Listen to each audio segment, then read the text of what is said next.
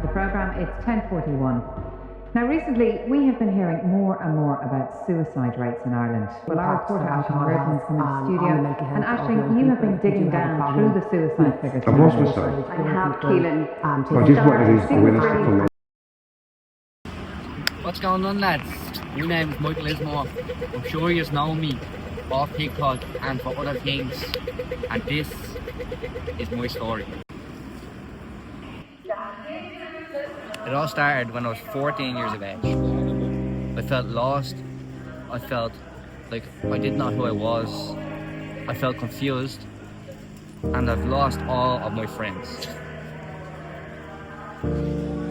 So, as a 14-year-old, what was I going to do about it?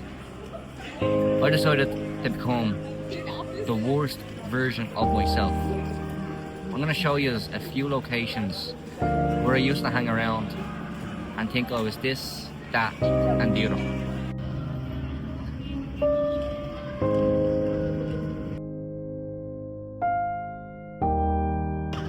So lads, as you could see, they were the locations I picked because that's where I grew up and that's where I felt very, very unsafe. You know, I used to stand out and I used to think I was this, that and the other. I'm sure all of you know that. And I'm sure all of you know that I've made mistakes in the past. Now, I just want to say how thankful I am for all the support I have today. But it was hard, and I know there's a lot of young kids out there, a lot of teenagers, and a lot of adults who still don't know how to deal with that pain. I just want to know that you are not alone. And even this bridge tells you that. Men's mental health and mental health altogether is a very, very bad cause. And I am here to try to prevent people from ending things that they cannot get out of their head. So, come with me. I'm going to show you around the Dublin city centre. I'm going to show you where I grew up, and then we're going to get into the story again. I'm going around interviewing people in Dublin, asking them about their opinion on mental health and how they got out of it and all this stuff. I came out here today, and as soon as the lights going on, I got a perfect little clip of me saying, no matter how much you're going through, you're always there at the end of the tunnel. As soon as I said that. That's good, yeah, that's a fair one, alright, yeah. So, I was wondering, like, can I get a few motivational words off you? Yeah, 100%. I was kind of in a similar situation as you when I was, like, I started smoking weed when I was 14. I was getting all paranoid and all that stuff, and I gave it up, you know. When I gave it up, it was the best thing I ever did because I got more motivated, I fixed my life, you know. And I love the message you're sending to people of 18 and anyone who's using drugs, you know. You don't need them, you know. You can get natural happiness, you know what I mean? Fair play to you. Thank you so much for that. I really appreciate that. Yeah. I suppose, yeah. If Everybody been affected by it, I suppose, you know. You have someone in the family who's been have issues, you know what I mean? That's what I'm asked. That's what I'm I think now, genuinely, what I would say to you is, I don't think there's enough help here for people. So I'm saying back up a bit, that's right. Yeah, that's what well, look, bro, I really appreciate it. Have a great day. You too. Mental health is around the time when I was around 16. I started, you know, trying to fit in with all the boys, smoking weed, drinking, doing all this, trying to fit in, our peer pressure and all that. And then kind of from smoking, I led to doing them more, and then that obviously led to me having mental health issues with paranoid, anxiety, and stuff like that. And then last year, in and out of hospital, medications. But from watching Michael's videos and seeing other people talking about what they're doing, you know, it's good to see there's other people out there who's in the same boat, who went through the same things and can relate to your issues and your problems. And like Michael says, there's always light at the end of the tunnel.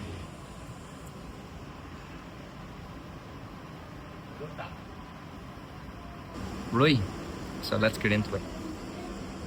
So lads, as I said, I felt alone. I felt scared. I was 14 years of age. People were coming for me left, right and centre. Every single day, for no reason at all. I got no caller it is. I got messages. I got added into group chats. All my friends then turned their back on me. And then, on top of that, I don't know if you can see, but that represents one thing. That represents the man who always believed in me. The man who stood next to me each and every single day. He was my granddad. A few months after I lost him, I lost myself. I was sitting in my room every single day, overthinking, crying, listening to sad music, just looking at all the four walls, and just not knowing who I was anymore. I felt bad, not for me, but for everybody who surrounded themselves within me. My man, my family, my loved ones, my friends. I was getting that sad. I was texting my friends every single day and saying, I don't want to be here anymore. And as much as I said it, I started to believe it. And it worried me because I never ever went to speak to someone about this. Ever. I went down to my friend one day and I started crying. And I let it out, you know, and it's quite sad. But then after that, I made a huge mistake. I sent an inappropriate photo to one of my good friends because, you know, I was scared. I thought I was sick. I didn't know what was going on with myself. I was 14, going on 15, and you know, it's a scary world out here because you don't know who to trust and who not to trust. And that was my first time ever experiencing it. It was so depressing that one day I said to my friend, I texted her, and shout out to Charlie Coffee by the way. I texted her and I said, listen, I can't do this anymore. I really can't do this anymore. So I went down to the canal without a thought in my head, not thinking, not knowing. I was scared. I looked into the water. I had 10 minutes before I acted. I was going to jump in and I was going to do something that I would regret for the rest of my life. I would hunt with family. I would hunt with friends. I told everybody who ever loved me. So, when I looked into the water, all I could see was all the good thoughts starting to come back. You know, and I just said, listen, I'm going to leave it. I'm going to leave it for now. I left school for 2 months straight. My friends and my teachers was asking, where are you? Why aren't you in? What's going on? I had no reply. I didn't know what to say. I wasn't going to turn around and say, listen, I can't do it anymore. I can't go to school. Like, I'm so sad that I cannot go to school anymore. One time I was walking into the city centre to get onto the Lewis. And when I stepped onto that, a deep, dark hole sank in my body. Everybody was staring at me, whispering, saying things. My phone was dead. So I sat down and I ignored everything. But I didn't ignore everything. I just told myself I did. It was all in my head for a week straight. And I was like, why didn't I just do it? Why didn't I jump into the water? Why did I not just end it? It's sad for a person to come out and say all this. But this is what I stand for. And I want the younger generation to understand that you're not alone. There's a lot of people out there who will listen. It takes 10 minutes to tell the full story. So I went, I told my man, I told my dad, and they were very supportive of me. They helped me through things nobody could ever imagine. I stayed with my dad for a week straight. My head wasn't clear, but I felt safe. I felt not scared anymore. I could talk. I was me again for a week. I came back to live with my man, and things just got worse. I got death threats over the phone. I kept on getting messages. I kept getting added into group chats. There was even videos going around of me. It just proves you can't trust anybody, not even the ones closest to you. They will stab you in the back just like that. So I said it to my uncle. I told him everything that was going on, you know, and he listened. He cared.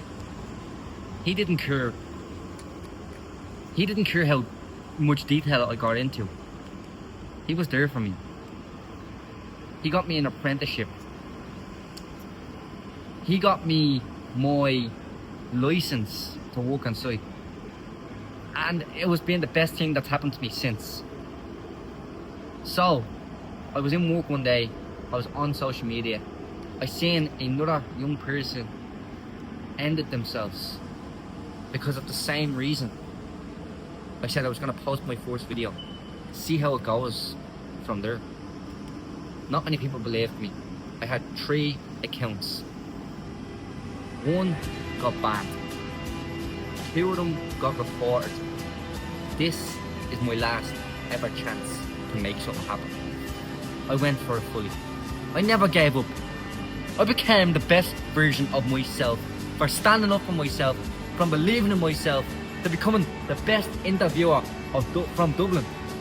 And I will say it proudly and confidently, because that's the way I feel about myself right now. You know, no matter how many people tell you you are not worth it, you should never ever listen, because you are worth more than money.